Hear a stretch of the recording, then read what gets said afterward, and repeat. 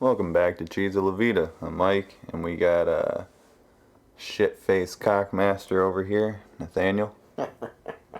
Fat Ed. So, Nathaniel, before 2013, what was your favorite film franchise? It's really hard. I don't even remember any film franchises before 2013. Oh, wait, well, shit. You had Marvel. Marvel they were started up to Avengers what, by then. 09? Yeah. You had, what else did you have? You had Lord of the Rings. Yeah, but I You had really Spider-Man, some Batman movies. I didn't really fuck with Lord of the Rings. You had Star Wars, pre-Disney. We don't talk about that. Why don't we talk about that? Are we talking about the prequels, or are we talking about the originals? Both. If we're talking the original, then yes, we talk about that. But if we're talking about the prequels, that's like Nazi Germany hiding what they've done. October 30th, 2012. Okay, so it was actually late 2012. Disney announced a deal to acquire Lucasfilm for $4.5 billion, with approximate half in cash and half in shares of Disney stock.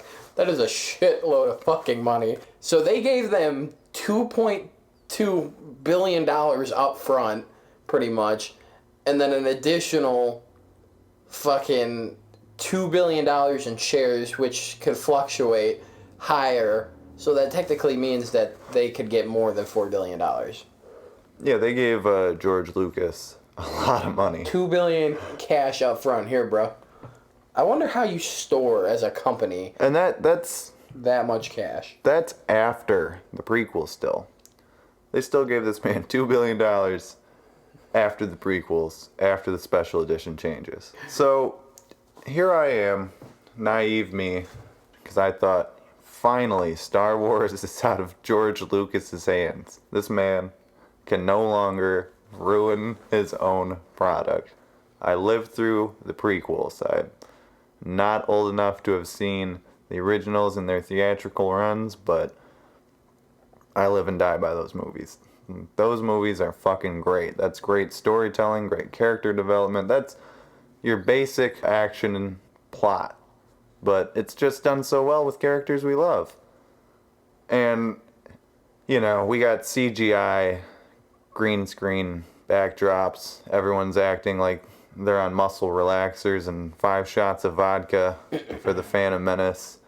More of the same, except a shitty, perhaps the shittiest romance plot of all time in Attack of the Clones, and then Revenge of the Sith. So, I'm thinking finally we can get fucking Star Wars out of George Lucas's hands, because not only is he making these shitty movies, he's going back and destroying his classics with these special editions that we still haven't got the fucking original versions of. Listen, my fiance brought home, she's like, I want to watch the original trilogy. I'm like, okay. And then she goes out, and I'm thinking to myself, I'm like, oh shit, she's about to go get the fucking prequels. No, she came home with the box set of the original trilogy. I was like, fuck yeah, dude. And then I sat there, and we put it in, and I was like, fuck. I'm like, this is already altered. She's like, what do you mean? I'm like, just watch. And then Luke, old Obi-Wan, and then fucking R2-D2, they're driving into town, right? And instantly, I remember when it was all, like, puppet and real, not CGI'd. It was beautiful. But then this piece of shit came across the screen, and they CGI'd Luke and all of them, too, in the little drive car thing, going into town. I'm like, this is ass, bro. They CGI'd a bunch of fucking animals in the shot, too, so it's all cluttered. You can't even fucking see them go into Mos Eisley. Bro, it's ass, ridiculous. Man. Literally. And then, there's one shot specifically that came out in that complete set in 2011 that's, no longer the complete set because there's 2 more fucking movies. Where R2-D2, when he's hiding from, it's Obi-Wan Kenobi, when he's telling him to come out from behind the rock from the Tusken Raiders in Star Wars, they added another fucking rock in front of him. Who wasted the time to do this? To go back. George Lucas was like, yeah, put another rock in front. This was my original dream. This Like, fucker. what the fuck was stopping you in 1976 from just adding another rock? Listen, it this- doesn't fucking matter, George. This piece of shit had the audacity to say, I wanted to do every episode CGI, but we didn't have the capabilities. First off, bitch, CGI, you had the capabilities. It just wasn't this fucking bullshit that you want to call CGI today. Listen, you gotta have CGI in a lot of movies when you want to do some cool shit. Don't get me wrong. If you do it the right way and you don't skimp on CGI and all the products and shit, you'll have a great movie. You gotta blend shit well. Yeah, but here's, George Lucas. Let's just get the shittiest CGI company we can get. We're shooting in front of just green screens. Yeah, we're just doing all green screens. Well, how do you expect us to act, bro? You're actors. Improv. You're looking out and you're seeing, like, that's all he must have said. All right, so in this one you're looking out and you're seeing, so in this one you're looking out, like, because they're not actually fucking looking at anything. Yeah, it's all green screen. It's a great point. Red Letter Media always made in their blanket reviews of those prequels. So, in any case, here we are 5 years later. We have 2 more episodic films. We're nearly complete with the trilogy. So, how would you say Disney's done? So let me start off by saying this. I like the idea for the newer generation to go back and piece together how they got the Death Star plans. Don't get me wrong. I thought it was interesting for the new generation. I thought it was nice how they did that. That was Rogue One. I like the characters. I like how they pretty much described Rogue One, these people that they were like, fuck, this is what the rebellion's about. We gotta go, steal the plans. If we die, we fucking die in the name of the rebellion. Super cool idea. La Resistance. Exactly. I thought it was interesting. Solo was a flop. It was ass, dude. They did not pick the right. You didn't like Alden Heidenreich? So let me do this. I can't say they didn't pick the right people for the roles, because they did. I think they picked the best possible people to fill those roles, but there was absolutely no need to do a Solo movie. We know who Han Solo is. He made the Kessel Run. We know who he is. We know he was a smuggler. We know he's a piece of shit, but at the same time, he's a great guy. He redeemed himself. Yeah, exactly. Through the events of the original trilogy. Leave it alone. I don't want to know. Harrison Ford wanted to kill Han Solo in 1981, 82. Harrison Ford's an asshole. He didn't even want to come back for the fucking Return of the Jedi. He was done. He wanted to move on to Indiana Jones. Yeah, he's an asshole in real life. I'm not gonna He doesn't think Han Solo is an interesting character. He's dumb, dude. I have nothing to say about that. Absolutely. Go to the next question. I'm done talking about him. The point stands. How do you think they've done in this 5-year span? The Force Awakens, cool. Sweet. Thank you for continuing the story. I had a completely different reaction while I was watching that movie. Yeah. So the Force, yeah, that was fun. Yeah. It's very hard to go to a movie with Mr. Cheese Finnegan here, because sometimes I'll just be sitting in a theater and all I'll hear from next to me is, what the fuck is this shit? So, but no, it was a decent movie. They did a lot of shit in there that just wasn't necessary. Like, Force Awakens? Yeah. I mean, the scene where Kylo Ren's pretty much praying over Darth Vader's dead helmet. Yeah, no, bro. Because they didn't do anything with it anyway, which, let's be faced with, I kind of knew Darth they weren't. Vader was here, he would beat the shit out of Kylo Ren, because Darth Vader was like... a fucking good guy. He redeemed himself. Yeah, he was literally the chosen one, and he fucked up, and then he realized that when he saw his son was about to be killed by ultimate power, Enter Palpatine. So he saved him, and he redeemed himself, and that's why he got to be a part of the Force again, the light, the Jedi. That's how it goes. So moving forward, it was like, okay, so now if they were to do something with that, and then they were sucking off the OT pretty bad. Anakin comes back as like a Force ghost, and like, what are you doing? Even though that would be fucking stupid. It would kind of piece it together like, oh, wow, okay, well, at least that they would did be something. acceptable, at least. It'd be like, oh, okay, at least they did something. But no, they had him praying over his helmet, like... And then they dropped it. And they just left it alone. I didn't like how they perceived him in the first one either, because they made it... Kylo Ren. He was like a little fucking kid, dude. They did the same thing with Anakin in the prequels. No, bro. I'm not trying to go to the movies and see a fucking kid bitch and scream about sand. Let's see some fucking Jedi battles. Let's see some shit get blown up. I want to see lightsabers. I want to see force. I want to see everything. I don't want to hear people bitching, bro. This is the future. This is literally an entire different dimension. I do not want to see someone complaining about how shit's fucked up. You literally have force powers and a lightsaber. That takes us to The Last Jedi, though. Yeah. So moving up to The Last Jedi, it's interesting. It's well placed. Kind of blew my mind when fucking Princess Leia was in fucking space, and I'm like, oh shit, she just died, right? And next thing you know, she sticks her fucking hand out and like Superman her ass back to the ship. I'm not gonna lie, that shit was dope. What? It was fucking You dope. like that scene? No, it was stupid, but at the same time, I was like, damn, that's actually kind of fucking dope. What? That scene was terrible. It was stupid. I'm not disagreeing. It was horrible. That movie sucked. I'm not disagreeing that it was a stupid scene. I'm just saying I thought it was dope at the same time. Why? Because I didn't expect it. It was so stupid, and I just didn't expect it. That's what your reaction was? Yeah, I was like, yeah, so wow, that's I had a completely different reaction. The scene was stupid. The movie kind of sucked. You know, I don't... The movie kind of sucked? They fucked up bad. They had some redeeming qualities. What? They didn't use a CGI version of Yoda. They used one of the original puppets. That's so minute. Is it? Who gives a shit? What does that have to do with the story? It doesn't matter. They could have CGI Yoda, had him fucking... They did that to appease to the fans. Don't let that fool you. Doesn't matter, that is bro. a fucking Sith mind trick. No, it doesn't matter. And it's just the way... It's the way he acted, too. He's literally looking He's literally looking at the tree with all the Jedi text in it, and he's like... Closes his eyes. And then, he's like, you know Mark Hamill hates that movie, right? I'm just going to say this. He said he fundamentally disagreed with every aspect of the screenplay and their portrayal of his character as Luke Skywalker. Well, that's fine. He said, you took the most optimistic, hopeful guy in the galaxy and you turned him into the complete opposite. You turned him into a hermit.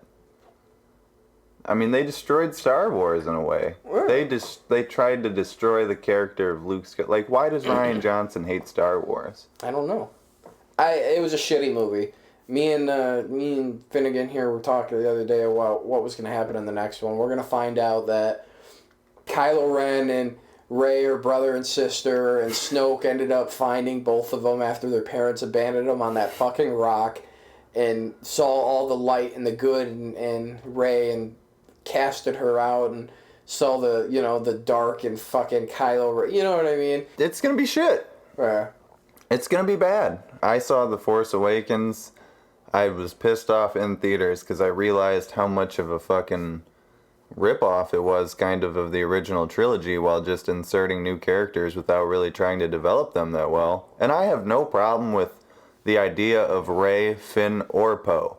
I just wish they would stop shitting on older characters to build these guys up as great when they won't even do anything with these characters. Like, why the fuck is Captain Phasma in any of these movies? Why is Finn whooping her ass right off the jump? She's gonna come back in episode 9, he's gonna fucking beat her ass again? Where's the arc? She should have been whooping his ass this whole time so he can beat her in this one. Yeah. But they didn't do that. They've made him a fucking bumbling moron and who suddenly fell in love with Rose Tico. Who's Rose Tico? I don't fucking know. She just came out of nowhere in The Last Jedi. Like, they fucked up so bad moving forward. I can't diss her because people were so mean to this girl. Oh my god. They said that her character was pointless, and all it took me back to was the guy who played Jar Jar Binks. Voiced. That guy literally tried to kill himself because of that character. That character's shit too. I understand, but it's like they did it because they love Star Wars. You know what I mean? And I'm not gonna sit here and diss them for it. Or they wanted a paycheck. Oh, that's fair. Pointless characters. I don't think Rian Johnson loves Star Wars. I think that's why he wrote a script to subvert expectations, because he secretly didn't want the fucking job. I mean, well, there's gonna be a bunch of stupid shit. We're gonna find out that fucking Kylo Ren and Rey are brother and sister, and then we're gonna find out that fucking... That's probably why they're giving it back to J.J. Abrams instead of, I think Colin Trevorrow was supposed to do Episode 9. I don't know if maybe there was creative differences or he dropped out or what happened, but they're giving it back to JJ, and I know he actually gives a fuck about Star Wars. Yeah. So it's gonna be something stupid. But yeah, it's gonna be pretty predictable because the last one was so terrible. So clearly the OT stands fucking head, shoulders, torso, and crotch above the fucking prequels and the sequel trilogy. But I mean, is this the worst Star Wars has been? Like, would you argue that these movies are 10 times better than the prequels? Really? Yeah. Now, are you just saying that because you're biased? No. You are I grew up watching the prequels. In the prequels? No, I grew up watching the prequels. When I was growing up, I was like, holy shit, this is the coolest thing I've ever seen in my life. And then when I grew up, I was like, wow, this is ass, bro. Yeah, I really enjoyed The Phantom Menace when I was very young. Attack of the Clones I thought was pretty boring. Thought it was okay. Thought it was kind of cool. Revenge of the Sith. Thought the action was kind of cool, but it was so boring. Revenge of the Sith was redeeming for the first and second one. The Revenge of the Sith has some things going for it that I do like, but I'm not gonna lie. When I was a kid, I thought it was great, but that ultimate power thing, all I could think of seeing him go like the memes aplenty from the prequels. Right. That's what they got going for them. I've constantly said that. I don't like how fucking I can't even remember his name because he's such an inefficient character. Who? In the first one, Obi-Wan's master. Qui-Gon? Yeah, Qui-Gon Jinn or whatever. Qui-Gon Jinn? Whatever. Just teaching Anakin what the Force is. He pretty much chalked up the Force to a blood disease. Yeah, so how can the fucking prequels be better than the sequels? Prequels were ass, bro. I don't even want to talk about them anymore. So yeah, how are you okay, so come on now. So where's your argument here? How is one better than the other? I would rather, so at least the new ones tried to stick to the original story. Wait, are you saying the sequels are better now? Because I thought you said the prequels were better. So we have the original ones. I have no idea where you're going now. Alright, listen. I'm completely I'm going to start from the beginning. So we have the ones that our parents grew up with, with everyone, right? Yeah, I was about to say, with our parents, that's everyone's Star Wars. And then the prequels is what me and Finnegan here grew up on, which were ass, and now we have the continuation of the originals. I would rather watch the continuations of the original trilogy than watch the prequels. Well, yeah, because the prequels are about Darth Vader, and who gives a fuck? They summed it up pretty well in the very first movie. He was a great Jedi, but he was seduced to the dark side. That's it. That was your father's savior. I mean, that's it. That's all I needed. Got all the backstory I needed in the originals.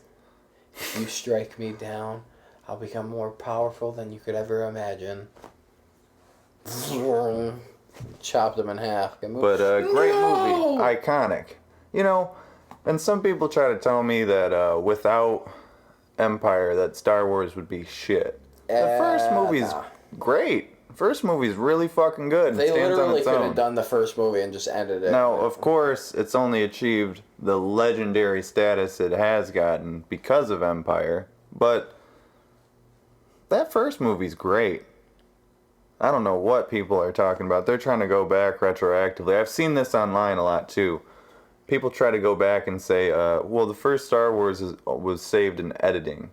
And that may be true. Some of the acting isn't the best, but we still got what we fucking got. Movie roles, though. We still got what we fucking got. Yeah. It doesn't matter how we got it. I mean, you pull people off the fucking street and tell them to act, you're not going to get the most amazing movie. But damn it, You can get some entertainment, man. They gave it their all. Okay. They had fun. It is what it is. The movie was fucking great. Everyone knows that fucking movie. Use the Force, Lou. Come on, man. Blew up the fucking Death Star. Right.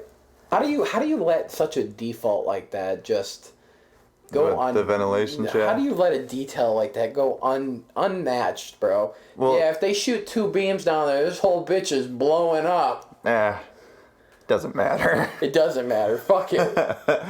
In any case, so that's why I'm about to counter a point you just said. That's why I think Rogue One is so fucking stupid. Don't you want to know how they got the Death Star plans? Spoiler alert. They fucking got them. Right. Fuck it. I guess you're right. I don't care. And then when the characters are so fucking bland, like, I don't care. A lot of people thought that movie was okay, but I look at that movie as completely unnecessary. That's fair. I mean, did you ever see Fantastic Beasts? Yeah. Did you like it? Yeah. Yeah, a lot of people probably look at that movie as completely unnecessary, but fans of the material will like it. Well, I mean, a lot of people didn't like it, but, you know, Fantastic fans of the Harry Potter universe are going to like that stuff. Die-hard fans of Star Wars are going to like Rogue One, but I just think it's unnecessary. Completely unnecessary. Speaking of Star Wars fans, though, Eminem dropped an album last month. Yoda, you may call. Yeah, Kamikaze. And I guess we can kind of just talk about everything that surrounded him, because I don't think there's really anything else going on in hip-hop right now that's big news other than this. So, it's 2018, Eminem's big news again. How do you feel about that? Anytime someone talks about who's your top 3, who do you got in a rap battle, what's going on in the rap world, everyone's going to be like, Eminem. So it's not like he ever really left. He just kind of... I would say Eminem takes breaks. He takes vacations. His vacations are very sudden, very abrupt, very quick, or very fast, or like very slow. And he'll come out with some horrible shit like he did last year, Revival, Ass, and then he'll come and drop some fire on everybody, and everyone's going to be like, oh shit, where was Eminem when we needed him? This is what he does. He drops a shitty album, then he disappears for fucking 7 months, he comes back, drops utter fire on our ass, and then leaves for another fucking year. He's like a bear. He hibernates. Let me cover something real quick. When he came back in 2009, I think at that time, I think it was kind of like genuinely understood that he was a great, like an all-time great rapper. Like, I think most people who had been fans or maybe were still fans of hip-hop understood that he was, you know, potentially going for greatest of all time at that point. Right. So he comes back, he drops Relapse. It's kind of but I always liked Relapse. Of all the albums he's released since he's came back, and honestly since Encore, I would say that Relapse was the one I enjoyed the most. A lot of people thought it was meh. They thought it was annoying because of the accents. So he comes back with Recovery the next year, because he was going to drop Relapse too, remember? But then he scrapped that. Yeah. Made Recovery, and everyone seemed to like that. I thought it was good at the time. Going back, there's not that much replay value with Recovery. That's fair. It's cool. It's just really commercial. It was this safe comeback. Already by then he had carved out like a little niche for himself, because like on Recovery he talked about growing up and stuff like that, you know? Yeah. He was maturing. He even makes a reference to it on Kamikaze, but he says, I'm rapping like, I forgot I'm the guy who made Not Afraid. Because in that song he talks about how he's going to stop making feuds and stuff. He's going to stop beefing. He's going to be a better father and things like that. Yada, yada, yada. That commercial uplifting stuff that he's good at. That's 2010. He's already going down in some people's lists, and we're already starting to go in a we're going in a different direction by then too. Right. Whole new generation starting to come out. Drake, So Far Gone, 2009. Kanye West, 808 and Heartbreaks, 2008. We're already going in a different direction. Curtis lost to Graduation in record sales in 2007. I mean, that signified the end of an era. So when Eminem comes back in 2009, it's already like, oh, he's great, but what's he gonna do now? What's he gonna rap about? He's an old school rapper. After about 5 albums worth of material, yeah, they can rap their ass off, but what do they got? In any case, by this time, people thought he was washed already. Yeah. So yeah, the new generation. Well, yeah, that's where we get in with Revival. I mean, I thought he was done after that. Revival was ass. Didn't he say it that this is my last album? Or I don't even remember. Revival was terrible. So he comes back with Kamikaze on August 31st. Yeah, dope. Now, fucking snapped on the very first song. Yeah. So The Ringer, that's the best song. Right. Like that. Yo, it blows my mind when people tell me that Eminem cannot be one of the GOATs because he only appeals to suburban white kids. Yeah, okay. Like, dude. I won't say his name, but I used to work with this guy, very dangerous person, and I asked him who the best rapper alive was, and this man was like, Eminem. I was like, okay. And then another day, I waited for a while so he would forget, and then I was like, do you fuck with Eminem? He's like, that's the man, bro. I was like, okay. That pretty much explained it to me, and this guy was literally an OG from the hood. I'm not even going to front with you. So, I mean, saying that Eminem... Who was his favorite rapper? It's Tupac. Oh, yeah. He was an old head. Yeah. Just stay clear of him. You'll know him when you see him.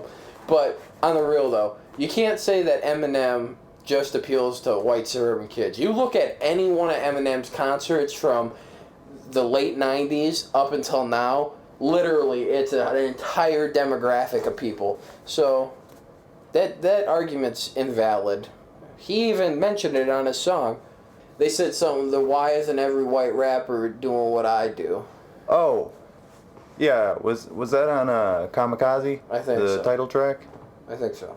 It's a true point. I mean, you got MGK, then you got, Macklemore, you got a bunch of white rappers that have never gotten on Eminem's level and never will be. You have a bunch of black rappers that have never been on Eminem's level and never will be.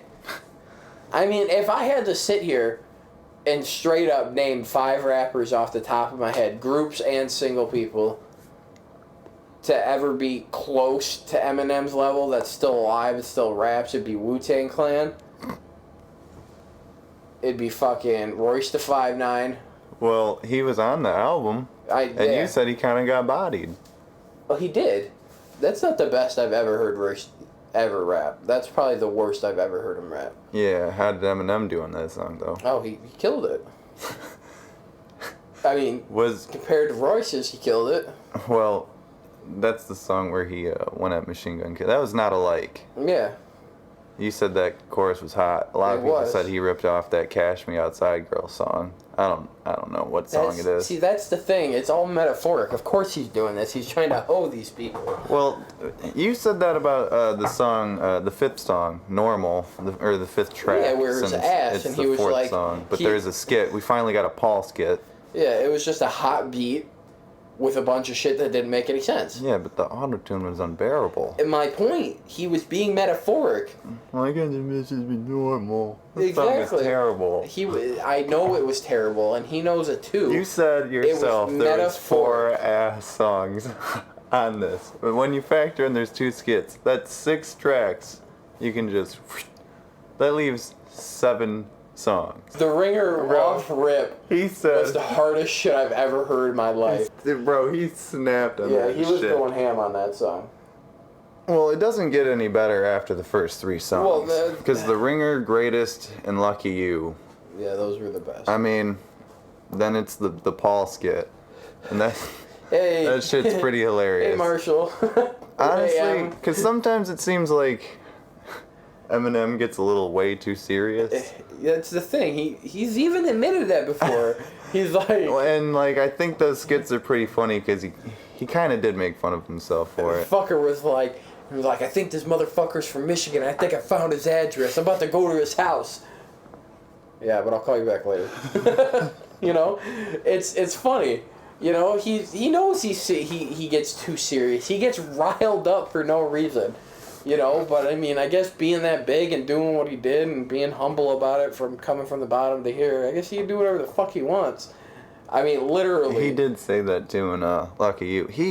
Eminem, this motherfucker on Kill Shot was the Kill Shot, which is a diss to NGK. It's like a single. He was like, how did he say it? He said something. I won't do something until Diddy admits he put the hit on Pac that got him killed, or some shit like that. Literally, Eminem, what I'm trying to get at is Eminem can say whatever he wants at this point. It doesn't even matter. Well, he's going there. He's certainly trying to fucking test it. I mean, he could do whatever he wants. The man is untouchable. He said on The Ringer, too, that fucking Secret Service was questioning him about trying to attack Trump again. Or, not again, but...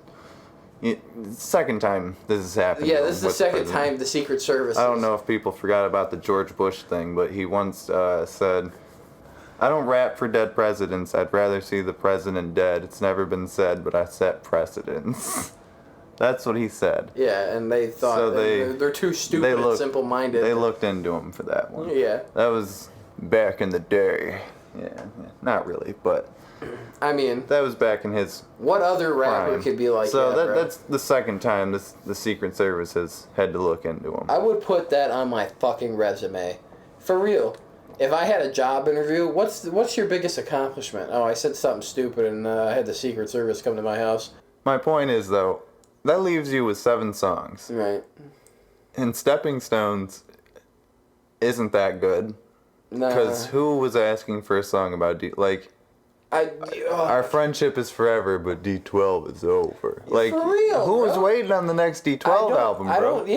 I really don't know. I was wondering if he was sitting at home and someone was like, tweeted to him, like, hey, bro, when's D12 coming out? And he's like sitting there just pondering. I can imagine Eminem walking around his house in his underwear.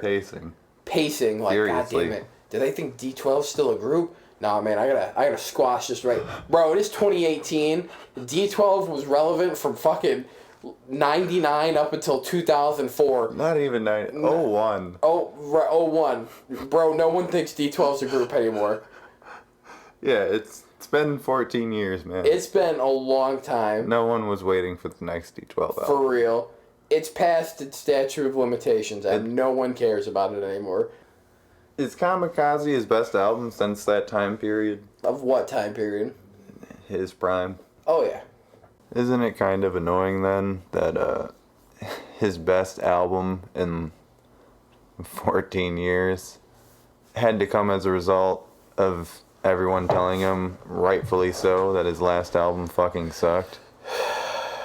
Because, I mean, I think The Ringer was a hard-ass song. That's the best song in the album. It's the one that I would keep, for sure, in my library. But, you know, at times I'm like, yo, bro, I mean, I'm glad that all this criticism awoke the beast, because I love it.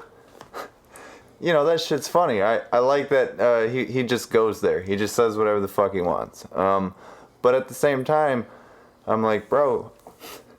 If the album sucked, you want me to fucking lie and tell you that it was great? No, because I want you to do shit like this. Yeah, I want you to be better. You know, I want you to come in with the mindset just to be better. You know what I mean? Just do better. Fucking, it's like I don't even know how to explain it. It's just, it was an ass album. Let's be honest. Kamikaze? No, fucking, the last one he did.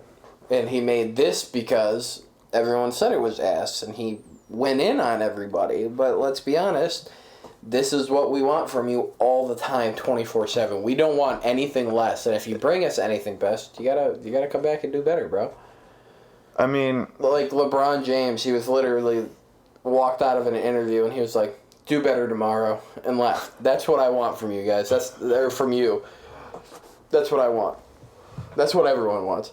Do you think all the people he took aim at, well, I shouldn't even say all the people, specifically Joe Budden, DJ Academics, Tyler the Creator, and slight shade at Earl? Well, first off, let me address Joe Budden. But then he kind of, lumped in a bunch of people together, too. Let me address Joe Budden. Eminem does everything he could at the time to promote Slaughterhouse. Everything he could. Literally all the time he was promoting Slaughterhouse everywhere he went because Slaughterhouse is that gang, it's that group. Hey, listen to Slaughterhouse. Well, he also complained that Eminem tried to make him way too commercial. You're a part of a label, bro. If you don't, first off, see that's irritating because they signed Slaughterhouse as a whole. Now, individual members of Slaughterhouse have mentioned this multiple times that they wish they were not signed to Aftermath as a group. Okay? Royce and Crooked Eye to be exact. Joe Budden, if you didn't want to be a part of it, you should have never done it. You signed that contract. You sat there and said, the money looks good, let's do it. No, this is no one's fault but your own. You literally had Eminem, the main guy, the highest guy in the company, literally the owner, one of the owners, promote your shit everywhere he went, as he should, because that's his group. That's something that he may not have put together, but that's his group. He technically owns you guys until your contract is done. That is simple as that. Damn. No, seriously, just like put it like that. No, just like Diddy owned MGK, just like Suge Knight owned Tupac. Anytime you go into a contract with a major record company, they own you. It's not open for debate. You're signing a contract with literally the devil. You have to do what they want. You have to say what they want. That's as simple as that. He owns you guys as a group. Your music, your lyrics, he owns it. Well, he's also a subsidiary, so he answers to someone else too. Right. So the simple fact of the matter is, if you didn't like the way Slaughterhouse was going, you should have finished your run out and then left, instead of re-signing a contract, doing it all over again, and then fucking the money up for everybody, which Joe Budden has done. Now, that's why Joe Budden has a podcast and has to go in and punch in a clock every fucking morning instead of doing what he wants to do. He's upset with his life. It's as simple as that. And that's not me ranting, that's facts. Look that up. I mean, am I wrong? You know? So you think Eminem taking aim at these people was fine? Yes. Did you think he went too far with the Tyler stuff? No, because, see, that's another thing. Eminem doesn't do something unless someone does something to him. So unless he feels provoked. Yeah, so Tyler the Creator and, Earl, they were all hanging out behind, backstage, all talking, fucking around, joking. And then they got a little comfortable. Yeah, and then next thing you know, all of his stuff. Yeah, next thing you know, here comes Tyler and Earl talking smack. No, bro, you don't do that. You can't just do that. The man, it doesn't matter if the man puts you on or not, whether you guys were just being cool or you guys were, your guys are brothers, it doesn't matter. You can't do shit like that, especially to someone like Eminem. That would be like Tupac still being alive, and then you... No, that would be like Tupac was still alive and Eminem was hanging out with him and talk shit about Tupac's new album. You're right. So that's the thing. You can't do shit like that. So everything that he has said... Which is what Eminem was rapping about on Lucky You, actually. Right. He said these rappers don't even respect the shit that came before him anymore. Yeah, so it's repercussions. It's repercussions. That's how it happens. Everything that he said on here was facts. No way fans. Well, that goes back to, what I said earlier. He just kind of went off on everyone. Everyone was talking shit. You don't talk shit about someone and expect, especially to Eminem. I don't know why everyone got the impression that he's some shitty rapper. Like, you don't like his content, really. He makes, normal. He makes questionable production decisions. Like, you don't go to Eminem for a hot beat. Like, you go to him for, something that's, an okay beat that he can just fucking demolish. Exactly. He's a hip-hop artist. Yeah. So I don't know where people get the impression that he's some shitty rapper. He's a lyrical motherfucking wordsmith. I get if you don't like his music, if you don't feel it, because he's a songwriter, he's a great rapper, very technical, but, you know, he's not like a Travis Scott or a Kanye West, or, you know, he's not a producer rapper. He's not Dre. Yeah. Eminem's the hitman. Yeah, he's the hired gun. Yeah. He's the guy that's like, hey, bro, I need you to destroy an entire label. Eminem's like, yeah, okay. You know, so that's, you know, we're not trying to make it seem shittier like we're bashing Eminem here. It's just for everyone to know. But well, that's no, I mean, it kind of comes off as we're praising him, actually, right. I would say. Well, but I don't want to overly praise him either. I just, realistically, he does have some flaws. There's like Nathaniel said, there's some whack songs on this album. Even in his heyday, his production choices were always questionable, because believe it or not, Dre never really produced that many of his songs. Mm-hmm. He was the executive producer, so he oversaw everything, had his own tweaks to it, of course, but Eminem started self-producing his own shit pretty early on. Yeah. If it wasn't him, it was the Bass Brothers. Once in a while, Dre would cook up some beats, like in Relapse, but... So he's always had, like, weird production choices. Sometimes the shit's not balanced properly or engineered the best. You know, like, some of the technical shit's not everything is 100. Not everything's great. It's like but 95 to 100. It's about the rapping, though. Yeah. It's not all about the beat. It's about the lyrics. How you bring it. I don't know. Maybe that's a little old school, but... When I think of hip hop, I need the rapping to be good. I need lyrics to be on point. I need your delivery to be better than your lyrics. I personally believe delivery is everything. Yeah, and a lot goes into delivery too. Well, that goes into part of your delivery is how you're gonna flow and how you're gonna what you're gonna talk about usually too. It's true. I mean, so. That's why for years I was asking for Eminem to stop making albums and just make mixtapes. Yeah, he takes too much time with an album. You put it together, a mixtape, do a couple freestyles, and you'll give us gold. Like, you remember when Despicable came out? Yes. Oh my god. Despicable. Greatest fucking song I've ever heard in my life. Freestyle, completely off the cuff. Fuck's sakes, dude. Literally, I broke my laptop. I fucking heard this shit and I dropped it as I was walking to my bedroom. I was like, this is asinine. I can't even deal with it. Great freestyle. If he brought that consistently, and I've always said this about Eminem. Eminem can freestyle better than he can write a song. Well, his choruses are never great. Well, on songs? They haven't been in a long time, at least. Right. I mean, his songs are good.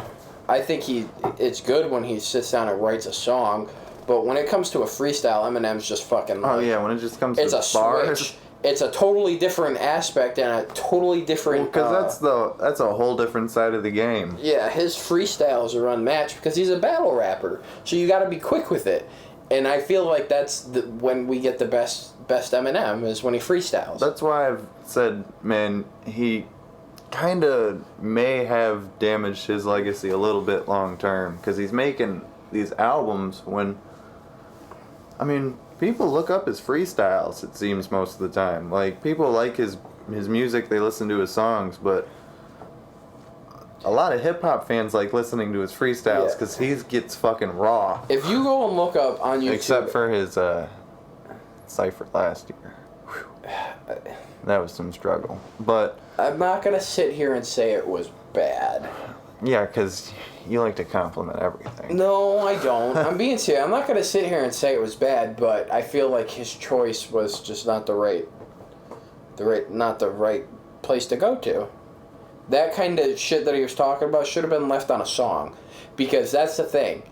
He damaged his brand. And unfortunately, not everyone agrees with what he says, and a lot of people agree with what he said. But it's the point you don't want to alienate your fans, and that's what he did. And he was like, fuck you guys. which is cool. He can do whatever he wants. He wants to destroy his legacy. That's cool. But at the same time, it's like, if he would have put that on a song, I felt like he could have brought so much more energy to it, and it would have been delivered in a better light. You know what I mean? Where people were like, damn, he's right. But no, everyone was like, damn, he's a piece of shit. You know? And that's how I look at it.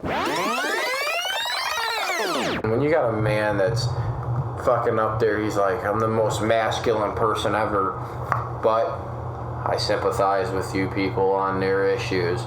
That's the guy that was like the fucking friend in the group who was the third wheel that was always walking behind the two friends in the front. That's that motherfucker. So I'm including this little addendum to the end of the podcast because we didn't really cover this topic while we were initially recording. So I'll just talk briefly about how when MGK dropped Rap Devil, I thought, honestly, it may have been over for Eminem. Kamikaze was good, but not great. And, I mean, the best stuff on the album came when he was rapping his ass off and taking shots at people. I mean, that's when he's at his best. So, hearing MGK come at Eminem so blatantly, and as good as it was, honestly, I figured that this would be the thing that would make him realize he was past his prime and just kind of retire. But then he dropped Kill Shot and pretty much wiped away any of those thoughts because he made MGK look like a fucking idiot. It's obvious to me now that MGK used the beef to promote his new EP because he can't go on Shade 4-5 and promote it. He got blackballed. A lot of radio stations won't fuck with MGK because of Eminem. So, you know, who better to take aim at than the guy you have problems with, who just happens to be the biggest rapper of all time. He just used it to get attention, and he was put in his place by a far superior rapper.